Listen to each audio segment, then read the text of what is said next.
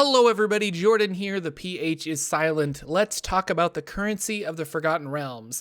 Every game uses gold. Gold as treasure is just common. You gotta have gold to buy supplies or pay for your lavish lifestyle, but a lot of us don't think about the currency in our games, or at least in games set in the Forgotten Realms. Now, I'm sure there's lots of you out there that have multiple sets of currency specific to entire regions or governments, but for today's video, I wanted to chat about the Forgotten Realms and money. A lot of us use gold, and for many of you, that gold in one region of the Forgotten Realms works exactly the same in another region. So you can travel anywhere and spend your gems, gold, silver, and copper pieces just fine. But with how fleshed out the realms has become, there are in fact different currencies in different areas, but they all revolve around gold and silver somewhat. One type of gold coin might be worth more or less in other areas, depending on how and where it was minted. Sometimes foreign coins are melted down for their base metals only to be re-minted as local coins. To the extreme of this, certain cities have their own set of coins that are worth specific amounts only within that city, and farther off are considered worthless. So let's dive into the currency of the Forgotten Realms and see what we can find. On a whole in the realms, gold and gems are the currency of choice.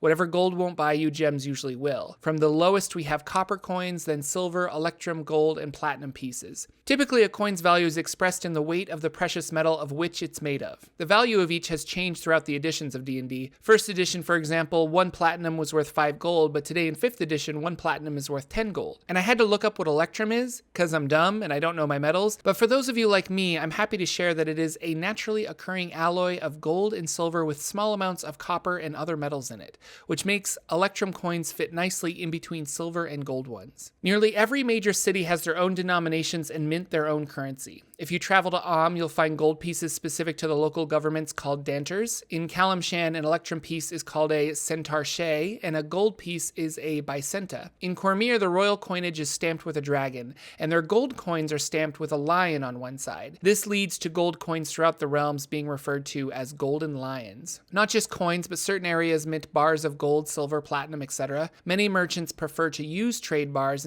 ingots of precious metals and alloys stamped with the symbol of the trading organization or government that created them. This makes it easier and more precise in trade to use these standard bars rather than the fluctuating size of gemstones worth a varied amount. Lantan created bars that were flat envelope-sized pieces of worked steel marked with the Great Wheel of Gond. They are worth 20 gold pieces each and are used around the Sword Coast. However, getting farther away from Lantan, others might not wish to be paid in this foreign currency unless the bar had a hefty weight of precious metals. For example, the bars minted in Mirabar were made of black iron and worth 10 gold pieces in Mirabar because they were supported by the government, but outside were typically worth 5 gold pieces. Coins come in a variety of shapes and sizes. Sembia minted silver pieces in the shape of a triangle and were commonly known as hawks. They also minted some iron currency called steel pence that was valued at 1 copper. Silvery Moon has some beautiful currency. They mint crescent-shaped electrum pieces known as moons and eclipsed moons, whose value has increased over time, possibly because of their artistic value or the combination electrum metal with silver and gold. Some coins become worthless in other cities. The square brass pence in Waterdeep known as the Towel is not traded outside of the city, so most travelers will exchange all their brass pieces for copper before leaving the city. Lots of local currencies will have better value within their circle of influence. Often currency leaving a city or nation will be worth half or less than the value within. Finally, I've mentioned gems, which are popular and rare because of their use in jewelry and the arcane arts as well as currency,